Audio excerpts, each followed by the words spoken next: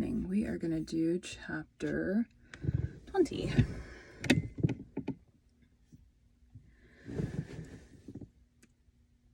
Welcome to Bite at a Time Books, where we read you your favorite classics one bite at a time. My name is Bree Carlisle, and I love to read and wanted to share my passion with listeners like you. If you enjoy our show, be sure to follow us so you get all the new episodes. If you want to see exclusive behind the scenes of our show, join our Patreon. We would also love for you to drop us a rating on your favorite podcast platform and share our show with your friends. You can catch us on all the social medias at Bite at a Time Books. We are now part of the Bite at a Time Books Productions Network. If you ever wondered what inspired your favorite classic novelists to write their stories, what was happening in their lives or the world at the time, check out Bite at a Time Books, Behind the Story.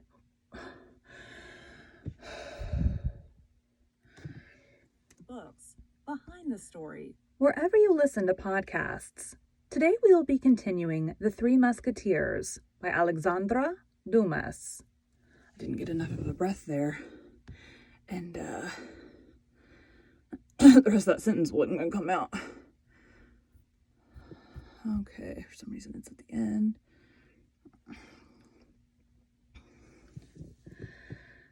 Alexandre Dumas. 20.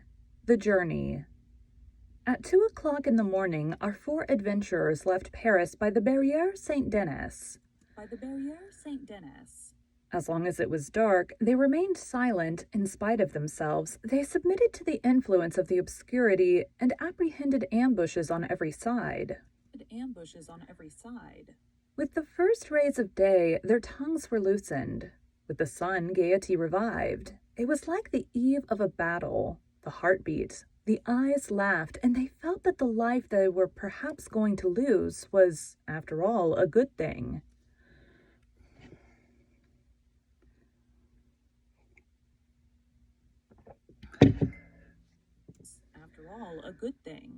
Besides, the appearance of the caravan was formidable. The black horses of the Musketeers, their martial carriage with the regimental step of these noble companions of the soldier, would have betrayed the most strict incognito. The lackeys followed, armed to the teeth. All went well till they arrived at Chantilly, which they reached about 8 o'clock in the morning. They needed breakfast and alighted at the door of an auberge, recommended by a sign representing Saint Martin, giving half his cloak to a poor man. They ordered the lackeys not to unsaddle the horses and to hold themselves in readiness to set off again immediately.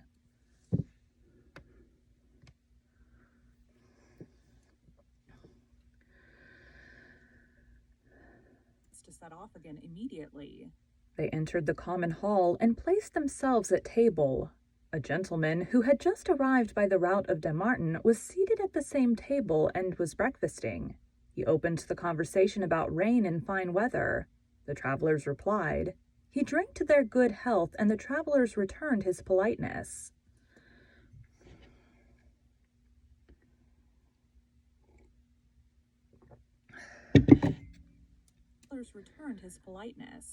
But at the moment Mousqueton came to announce that the horses were ready and they were arising from the table, the stranger proposed to Porthos to drink the health of the cardinal. Porthos replied that he asked no better if the stranger, in his turn, would drink the health of the king. The stranger cried that he acknowledged no other king but his eminence. Porthos called him drunk, and the stranger drew his sword. Okay, let's get into a fight while we're running illegal errands. Sounds like a good plan. And the stranger drew his sword. You have committed a piece of folly, said Athos, but it can't be helped. There is no drawing back. Kill the fellow and rejoin us as soon as you can.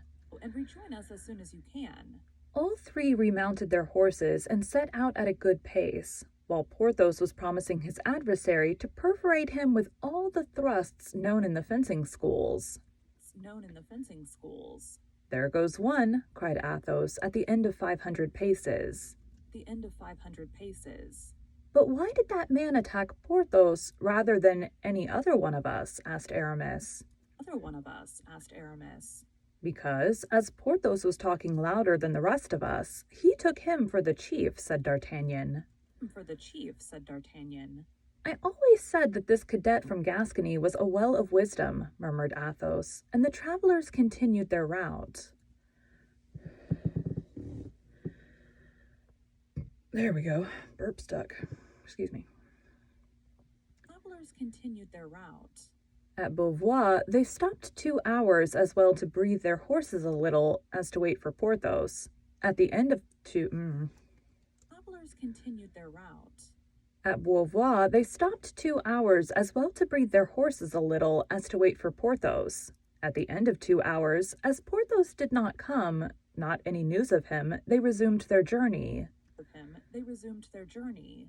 At a league from Beauvois, where the road was confined between 2 high banks, they fell in with 8 or 10 men who, taking advantage of the road being unpaved in this spot, appeared to be employed in digging holes and filling up the ruts with mud. Aramis, not liking to soil his boots with this artificial mortar, apostrophized them rather sharply. Athos wished to restrain him, but it was too late. The laborers began to jeer the travelers, and by their insolence disturbed the equanimity even of the cool Athos, who urged on his horse against one of them. Then each of these men retreated as far as the ditch, from which each took a concealed musket. The result was that our 7 travelers were outnumbered in weapons.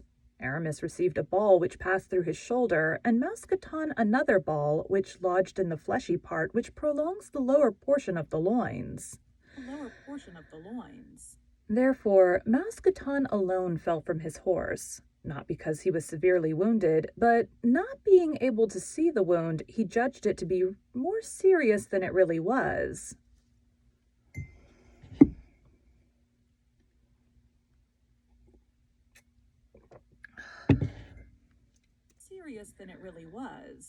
It was an ambuscade, shouted D'Artagnan. Don't waste a charge. Forward.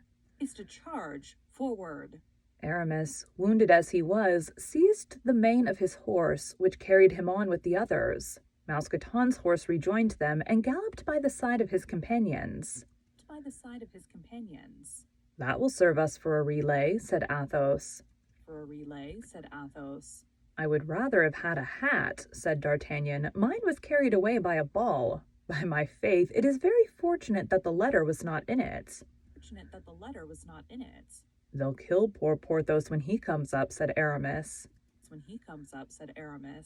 If Porthos were on his legs, he would have rejoined us by this time, said Athos. My opinion is that on the ground the drunken man was not intoxicated.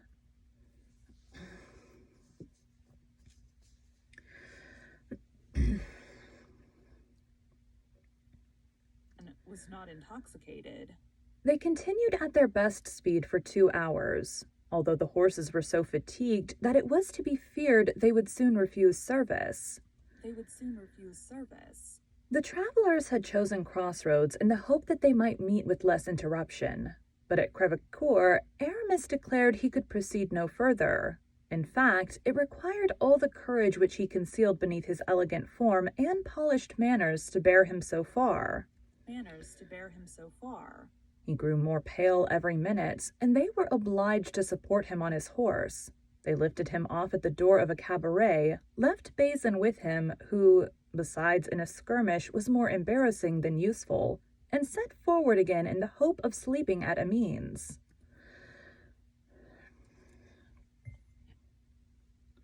Down to 2.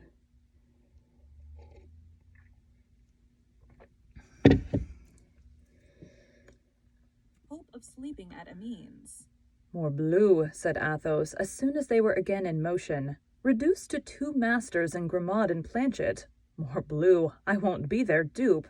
I will answer for it. I will neither open my mouth nor draw my sword between this and Calais. I swear by.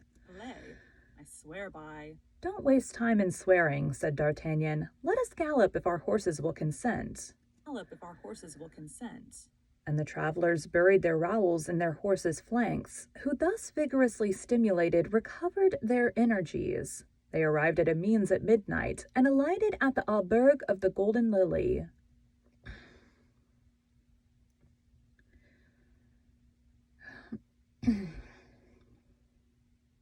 Auberge of the Golden Lily. The host had the appearance of as honest a man as any on earth. He received the travelers with his candlestick in one hand and his cotton nightcap in the other. He wished to lodge the two travelers each in a charming chamber, but unfortunately these charming chambers were at the opposite extremities of the hotel. The extremities of the hotel. D'Artagnan and Athos refused them. The host replied that he had no other worthy of their excellencies, but the travelers declared they would sleep in the common chamber, each on a mattress which might be thrown upon the ground. The host insisted, but the travelers were firm, and he was obliged to do as they wished.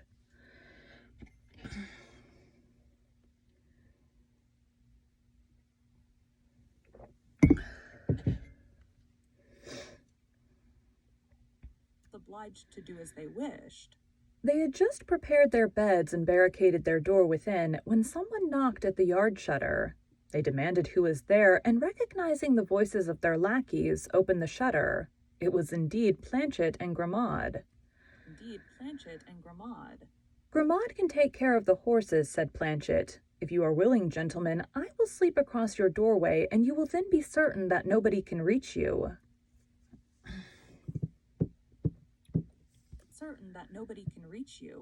And on what will you sleep? Said D'Artagnan. Here is my bed, replied Planchet, producing a bundle of straw.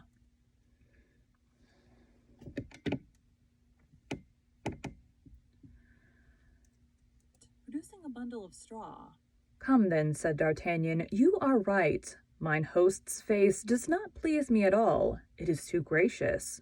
Nor me either, said Athos.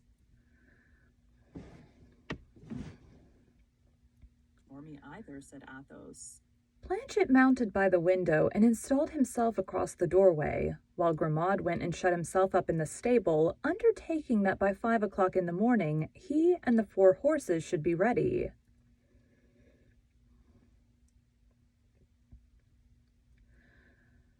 I either wait for a full paragraph to show or for it to get halfway up the screen.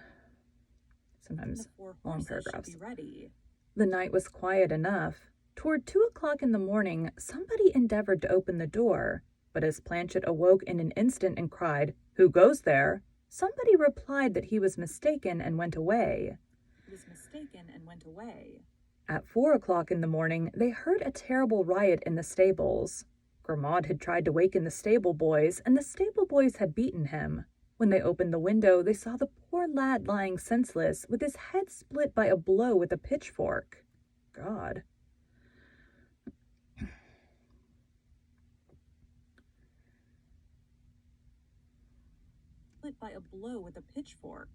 Planchet went down into the yard and wished to saddle the horses, but the horses were all used up.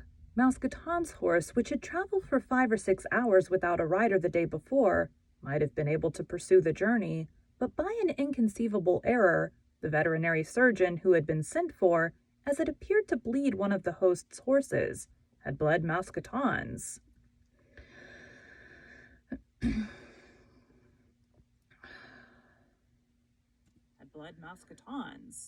This began to be annoying. All these successive accidents were perhaps the result of chance, but they might be the fruits of a plot. Athos and D'Artagnan went out, while Planchet was sent to inquire if there were not 3 horses for sale in the neighborhood. At the door stood 2 horses, fresh, strong, and fully equipped. These would just have suited them. He asked where their masters were and was informed that they had passed the night in the inn and were then settling their bill with the host.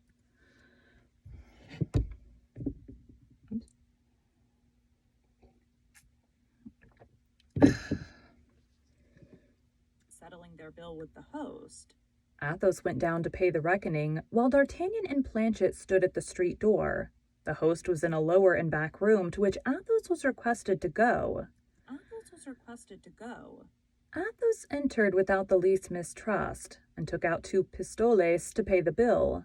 The host was alone, seated before his desk, one of the drawers of which was partly open. He took the money which Athos offered to him, and after turning and turning it over and over in his hands, suddenly cried out that it was bad, and that he would have him and his companions arrested as forgers. Goodness. Arrested as forgers. You blackguard, cried Athos, going toward him. I'll cut your ears off. I'll cut your ears off. At the same instant, 4 men armed to the teeth entered by side doors and rushed upon Athos. I am taken, shouted Athos with all the power of his lungs. Go on, D'Artagnan, spur, spur! And he fired 2 pistols. D'Artagnan and Planchet did not require twice bidding. They unfastened the 2 horses that were waiting at the door, leaped upon them, buried their spurs in their sides, and set off at a full gallop. Well, that's fast. I mean, they're like a day into their journey. Set off at a full gallop. Do you know what has become of Athos? Asked D'Artagnan of Planchet as they galloped on. Ah, monsieur, said Planchet, I saw one fall at each of his 2 shots, and he appeared to me through the glass door to be fighting with his sword with the others. Brave Athos, murmured D'Artagnan, and to think that we are compelled to leave him. Maybe the same fate awaits us 2 paces hence. Forward, Planchet, forward, you are a brave fellow.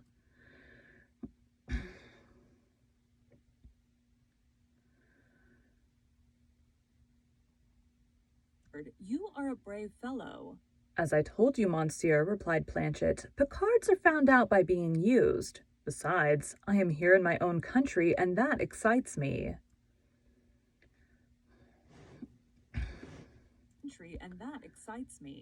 And both, with free use of the spur, arrived at St. Omer without drawing bit. At St. Omer they breathed their horses with the bridles passed under their arms for fear of accident, and ate a morsel from their hands on the stones of the street after they departed again.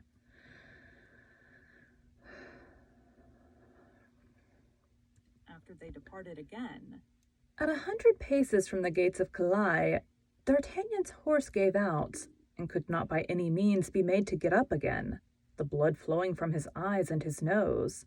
There still remained Planchet's horse, but he stopped short, and could be not...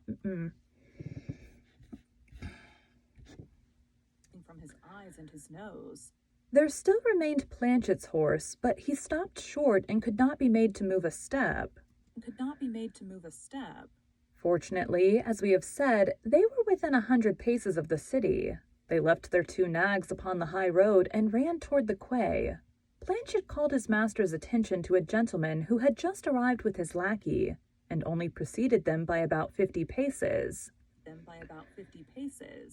They made all speed to come up to this gentleman, who appeared to be in great haste. His boots were covered with dust, and he inquired if he could not instantly cross over to England. Nothing would be more easy, said the captain of a vessel, ready to set sail. But this morning came an order to let no one leave without express permission from the cardinal. That's convenient.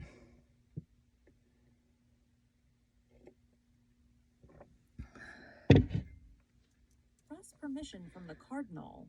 I have that permission, said the gentleman, drawing the paper from his pocket. Here it is. Have it examined by the governor of the port, said the shipmaster, and give me the preference. Where shall I find the governor? At his country house, and that is situated at 1/4 of a league from the city. Look, you may see it from here, at the foot of that little hill, that slated roof. Very well, said the gentleman, and with his lackey he took the road to the governor's country house.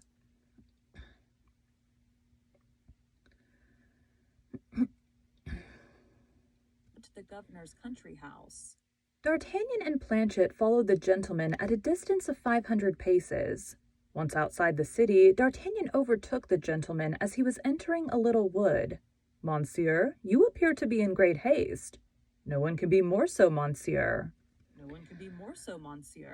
I am sorry for that, said D'Artagnan, for as I am in great haste likewise, I wish to beg you to render me a service. What? Let me sail first.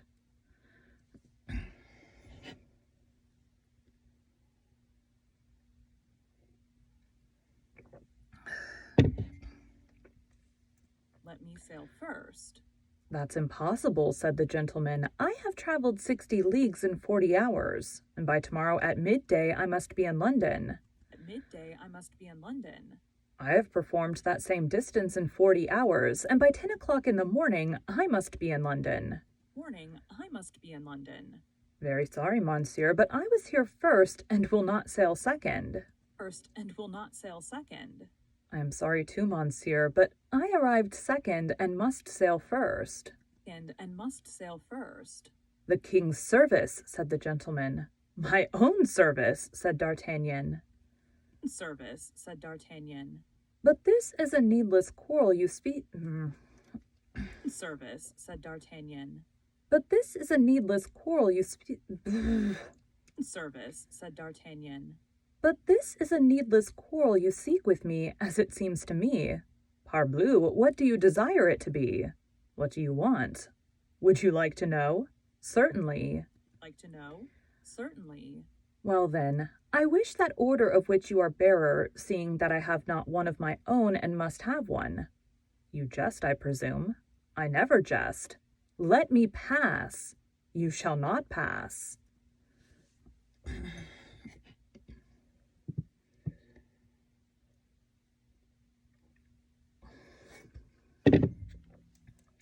You shall not pass. My brave young man, I will blow out your brains. Hola, Lubin, my pistols. Hola, Lubin, my pistols. Planchet, called out D'Artagnan, take care of the lackey. I will manage the master. I will manage the master. Planchet, emboldened by the first exploit, sprang upon Lubin, and being strong and vigorous, he soon got him on the broad of his back and placed his knee upon his breast. His knee upon his breast. Go on with your affair, monsieur, cried Planchet. I have finished mine. Planchet, I have finished mine. Seeing this, the gentleman drew his sword and sprang upon D'Artagnan.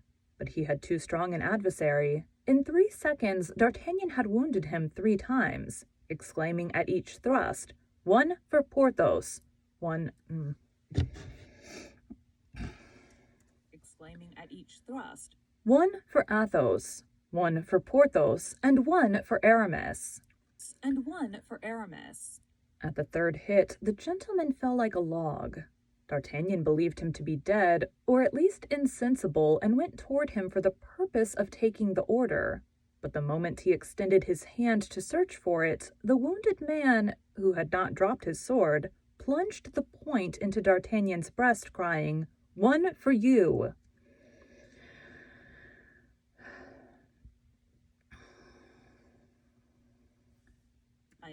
One for you. "And one for me, the best for last," cried D'Artagnan, furious, nailing him to the earth with a 4th thrust through his body. Thrust through his body. This time the gentleman closed his eyes and fainted. D'Artagnan searched his pockets and took from one of them the order for the passage. It was in the name of Comte de Wardes. Name of Comte de Wardes. Then, casting a glance on the handsome young man, who was scarcely 25 years of age, and whom he was leaving in his gore, deprived of sense, and perhaps dead, he gave a sigh for that unaccountable destiny, which leads men to destroy each other for the interests of people who are strangers to them, and who often do not even know that they exist. A long paragraph. I'm guessing we're almost to the end. Even know that they exist. But he was soon aroused from these reflections by Lubin, who uttered loud cries and screamed for help with all his might. Planchet groused him by the throat and pressed as hard as he could. "Monsieur," said he, "as long as I hold him in this manner, he can't cry. I'll be bound, but as soon as I let go, he will howl again. I know him for a Norman, and Normans are obstinate."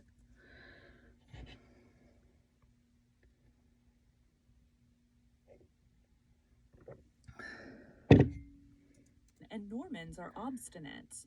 In fact, tightly And Normans are obstinate. In fact, tightly held as he was, Lupin endeavored still to cry out. "Stay," said D'Artagnan, and taking out his handkerchief, he gagged him. "Now," said Planchet, "let us bind him to a tree." This being properly done, they drew the Count de Wardes close to his servant, and as night was approaching, and as the wounded man and the bound man were at some little distance within the wood, it was evident they were likely to remain there till the next day. "And now," said D'Artagnan, "to the governor's." "But you are wounded, it seems," said Planchet. "Oh, that's nothing. Let us attend to what is more pressing first, and then we will attend to my wound. Besides, it does not seem very dangerous." And they both set forward as fast as they could toward the country house of the worthy functionary. The Count de Wardes was announced, and D'Artagnan was introduced. "You have an order signed by the cardinal?" said the governor.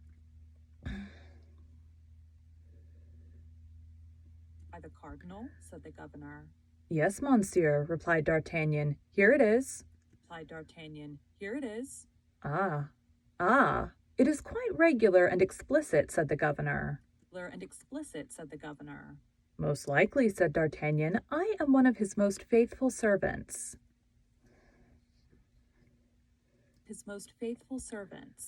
"It appears that his eminence is anxious to prevent someone from crossing to England."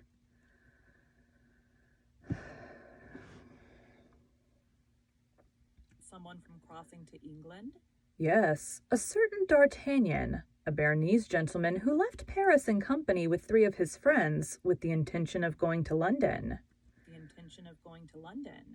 "Do you know him personally?" asked the governor. "Whom? This D'Artagnan?" "Perfectly well." "Describe him to me, then." "Nothing more easy."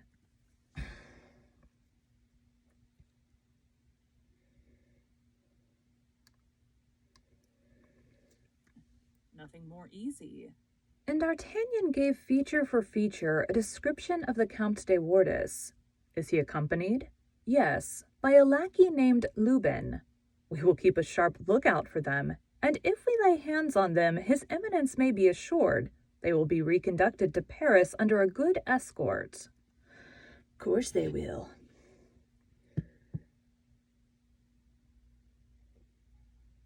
My mouth is dry. Under a good escort. "And by doing so, monsieur the governor," said D'Artagnan, "you will deserve well of the cardinal." "Shall you see him on your return, monsieur count?" "Without a doubt." "Tell him, I beg you, that I am his humble servant." "I will not fail."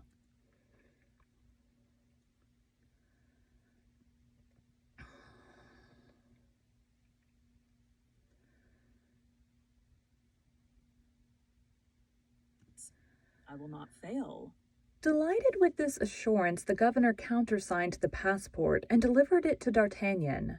D'Artagnan lost no time in useless compliments. He thanked the governor, bowed, and departed. Once outside, he and Planchet set off as fast as they could, and by making a long detour, avoided the wood and re-entered the city by another gate.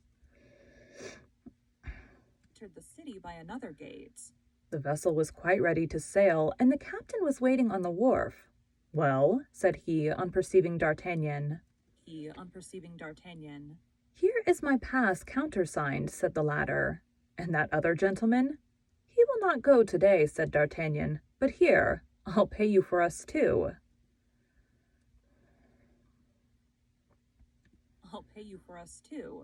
"In that case, let us go," said the shipmaster. "Let us go," repeated D'Artagnan.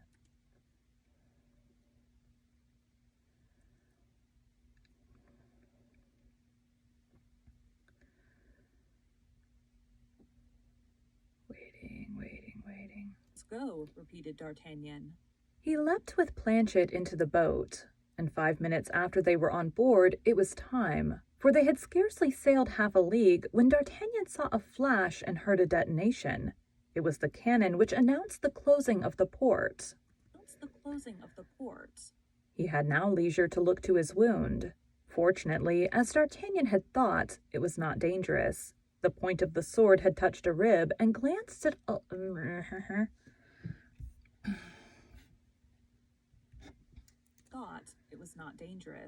The point of the sword had touched a rib and glanced along the bone. Still further, his shirt had stuck to the wound, and he had lost only a few drops of blood. D'Artagnan was worn out with fatigue. A mattress was laid upon the deck for him. He threw himself upon it and fell asleep. On the morrow, at break of day, they were still 3 or 4 leagues from the coast of England. The breeze had been so light all night, they had made but little progress. At 10 o'clock, the vessel cast anchor in the harbor of Dover, and at 10:30, D'Artagnan placed his foot on English land, crying, "Here I am at last." But that was not all. They must get to London. In England the post was well served. D'Artagnan and Planchet took each a post horse, and a postilion rode before them. In a few hours they were in the capital. D'Artagnan did not know London. He did not know a word of English, but he wrote the name of Buckingham on a piece of paper, and everyone pointed out to him the way to the Duke's hotel. Still no scrolly bar, or I don't where it scrolls down the page. The Duke was at Windsor hunting with the king. D'Artagnan inquired for the confidential valet of the Duke, who, having accompanied him in all his voyages, spoke French perfectly well. He told him that he came from Paris on an affair of life and death, and that he must speak with his master instantly. The confidence with which D'Artagnan spoke convinced Patrick, which was the name of this minister of the minister. He ordered 2 horses to be saddled, and himself went as guide to the young guardsman. As for Planchet, he had been lifted from his horse as stiff as a rush. The poor lad's strength was almost exhausted. D'Artagnan seemed iron.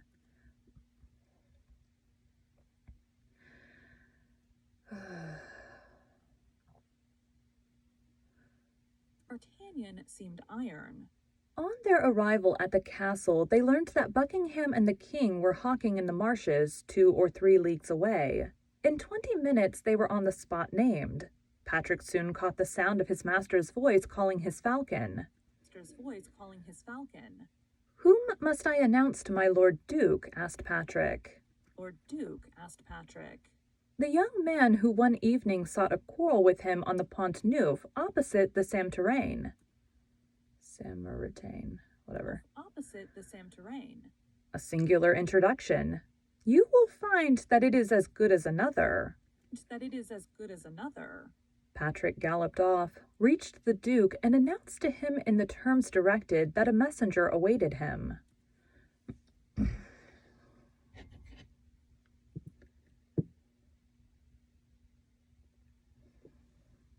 He's almost gone. Buckingham at once remembered the circumstance, and suspecting that something was going on in France, of which it was necessary he should be informed, he only took the time to inquire where the messenger was, and recognizing from afar the uniform of the guards, he put his horse into a gallop and rode straight up to D'Artagnan. Patrick discreetly kept in the background.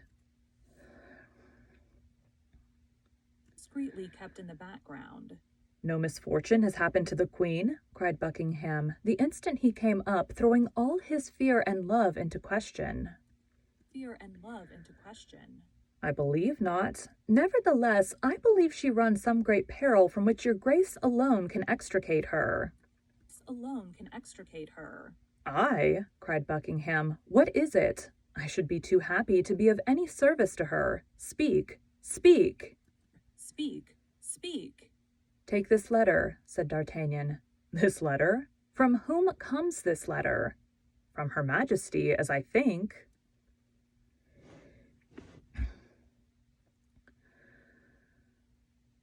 From Her Majesty, as I think. From Her Majesty? Said Buckingham, becoming so pale that D'Artagnan feared he would faint as he broke the seal. What is this rent? Said he, showing D'Artagnan a place where it had been pierced through. Ah, said D'Artagnan, I did not see that. It was the sword of the Count de Wardes which made that hole, when he gave me a good thrust in the breast. You are wounded? Asked Buckingham as he opened the letter.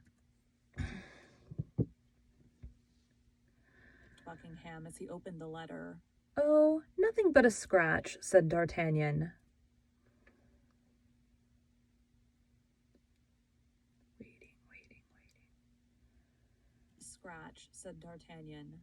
Just heaven, what have I read? Cried the Duke. Patrick, remain here, or rather join the king wherever he may be, and tell his majesty that I humbly beg him to excuse me, but an affair of the greatest importance recalls me to London.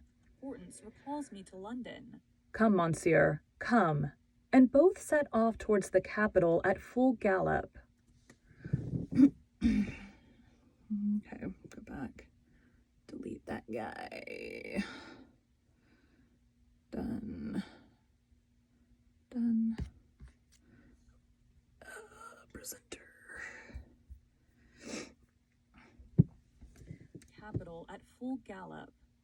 Thank you for joining Bite at a Time Books today, while we read a bite of one of your favorite classics. If you enjoy our show, be sure to follow us so you get all the new episodes. If you want to see exclusive behind the scenes of our show, join our Patreon.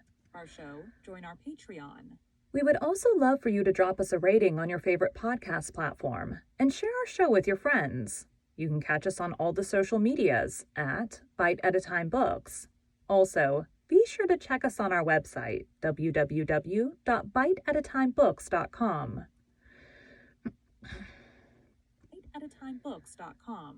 We are now part of the Bite at a Time Books Productions Network. If you ever wondered what inspired your favorite classic novelists to write their stories, what was happening in their lives or the world at the time, check out Bite at a Time Books Behind the Story, Tuesdays wherever you listen to podcasts. Again, my name is Bree Carlisle, and I hope you come back tomorrow while we take the next bite of the Three Musketeers. Boop.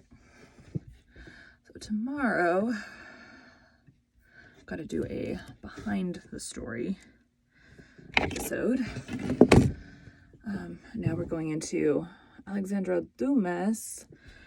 Did a lot in his life, so we're actually going to get into some pretty cool stuff that like most of the people, like Charlotte Bronte was a woman, so she didn't like fight in wars and stuff like that during her time, but Dumas did. So we're going to get to read about actually the real life Musketeers, because a lot of his book was based on wars and situations and stuff that were actually happening, either had already happened and he researched or whatever. So we're going to get to read about like kind of where he got the ideas for the book from. So and he used like inspiration from actual people, and it's cool. Anyways, so I don't know what today is a Wednesday. Today's Wednesday, so the next episode would be airing next Tuesday. Episodes I did today are going to be Sunday and Monday's episodes, Monday and Tuesday's episodes. Anyways, I try to stay ahead. But all right, well, we are done for today. Thanks, guys.